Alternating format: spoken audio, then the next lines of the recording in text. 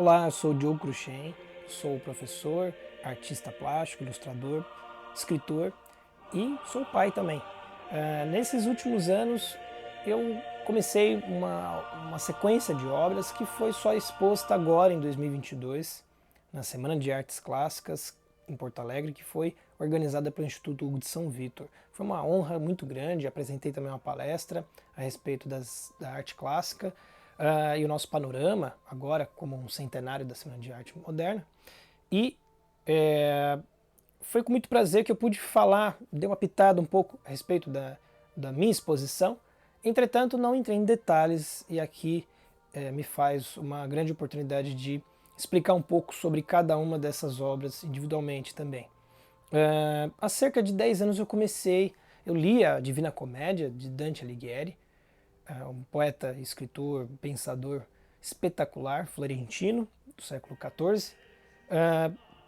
E essa obra, além de ser um clássico, ela me trouxe diversos insights, mudei inclusive o rumo dos meus estudos por conta dela, comecei a ler tudo que havia de mencionado nela, porque nela eu percebi a profundidade da minha ignorância, o quanto o universo de coisas que eu não sabia e que lá estão citadas.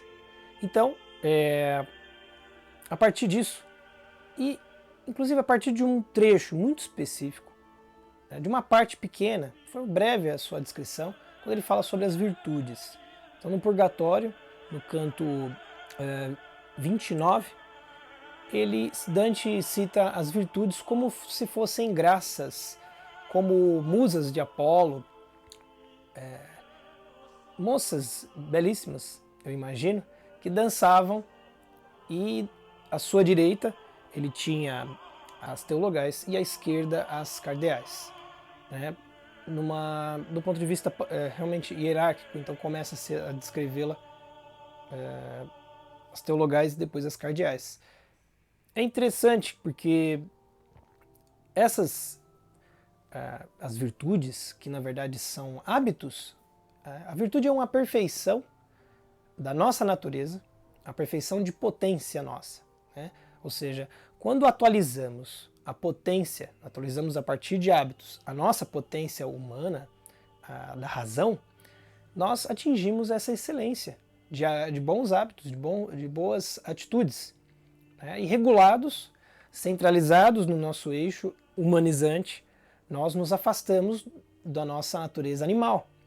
Então, imaginar que são mulheres, que são pessoas que estão personificadas, todas essas virtudes, a gente leva a compreender que são entidades assim como anjos, né?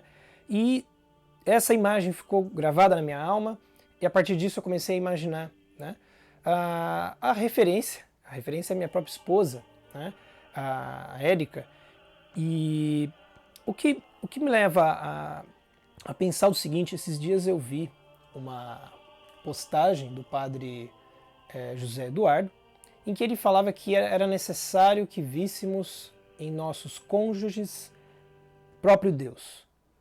E isso é muito verdadeiro, né? Conhecendo o padre, eu sei que ele tirou isso de escritos, de filosofia, né? Eu nunca vi necessariamente na filosofia, mas isso faz todo sentido. Então, quando se fala sobre isso, nós percebemos que nós precisamos ver o melhor. E foi o que eu fiz, eu vi o melhor de todas as potências, de todas as virtudes na minha esposa, na imagem da minha esposa. Né? Porque afinal, se a alma é bela, o corpo fala, né, e comunica exatamente o teor e a qualidade dessa alma. Então a nudez que é presente nesses quadros é também um fator clássico, não se trata ali de erotismo, porque mais quer revelar a pureza, a inteireza do corpo, revelando inclusive o estatuto da criação, né? O estatuto ordenado e belíssimo que é a criação de Deus, né, através do homem, da mulher. Então, eu gostaria de falar também a respeito de cada uma das virtudes, né, descrevendo melhor cada uma delas. Então a prudência centralizada, com a mão esquerda aberta, reclinada ao chão e à direita, dedo indicador levantado. Então veja que esses dois gestos, né, eles representam terra e céu, né, as dualidades principais da nossa existência. Então assim como Aristóteles e Platão, que estão ali na escola de Atenas, né, Platão aponta para cima, Aristóteles com as mãos abertas, foi exatamente essa foi essa metáfora mesmo, né, foi esse uso dessa imagem, foi pintada pelo Rafael de Sanzio, uma pintura de mural, né, que está num afresco na Stanza della Assinatura. Então, a imagem indica que a contingência, né, e a essência são polos a serem considerados constantemente, e por se tratarem aí da nossa condição. A justiça, a virtude da justiça é a capacidade que temos de julgar, né, de discernir, de lidar com o mal e com a contingência também. Por isso, a figura lida com a serpente, ela encara a serpente. Foi, inclusive, por meio da serpente que a nossa natureza decaída, desde os nossos pais, Adão e Eva, e foi muito por isso que também coloquei esse elemento. As colunas gregas, elas fazem alusão àquilo que o homem interpreta, suas invenções, como o direito romano, né, as nossas leis, que são, no final das contas, tentativas de aplicação da justiça divina, né, no nosso mundo imperfeito. E a fortaleza é a virtude que regula e afasta dos vícios, né, os vícios da ira e da tepidez. Né? Então a falta, a total passividade ou a iracidade. Eu fiz a escolha do bambu chinês porque durante as minhas aulas de artes marciais, que eu pratiquei quando era mais jovem, o meu mestre, um querido amigo inclusive, ele ensinou que para o Kung Fu o bambu representava um valor fundamental, né, que é o da flexibilidade, ao mesmo tempo que tem resistência.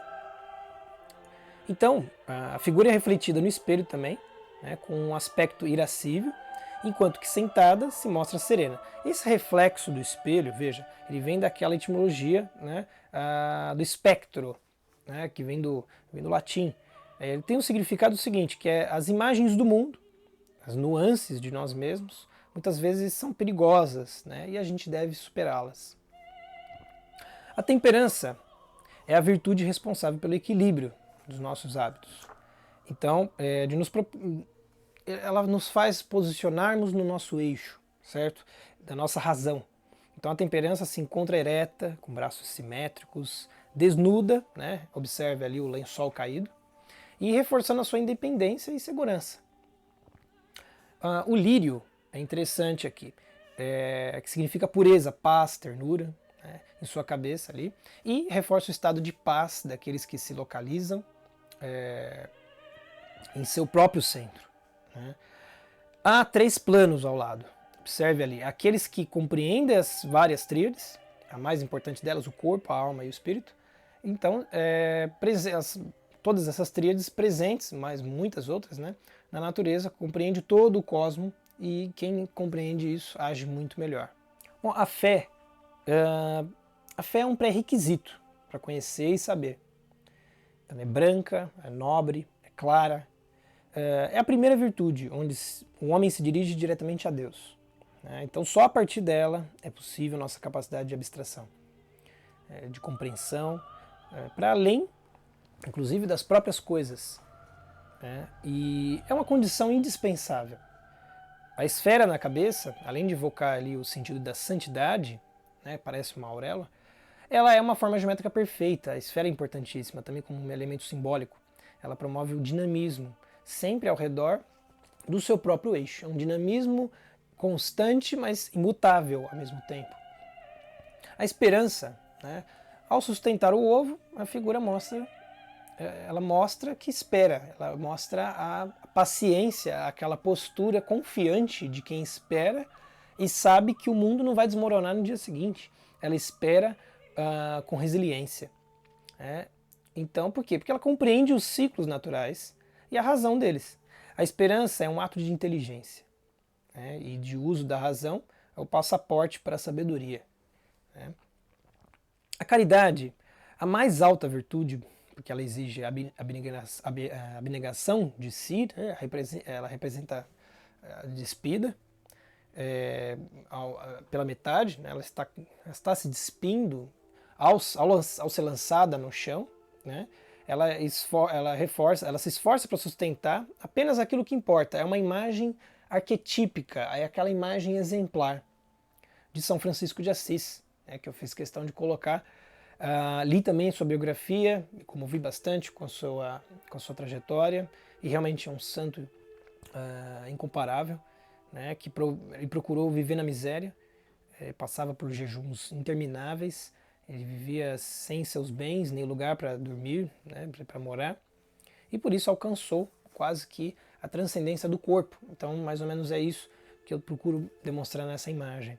Bom, eu espero que você tenha compreendido e tenha aprendido também, assim como eu aprendi muito com essas imagens, né? Que essas imagens possam esclarecer muitas vezes problemas, às vezes até filosóficos, teológicos, muito complexos. Nossa, que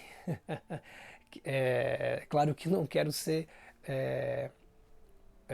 prepotente aqui em dizer que as minhas imagens iriam esclarecer, mas carregando símbolos que são usados pela tradição, é óbvio, evidente que eu procuro manter e continuar essa comunicação que não pode acabar, que é muito cara às artes clássicas. Até lá.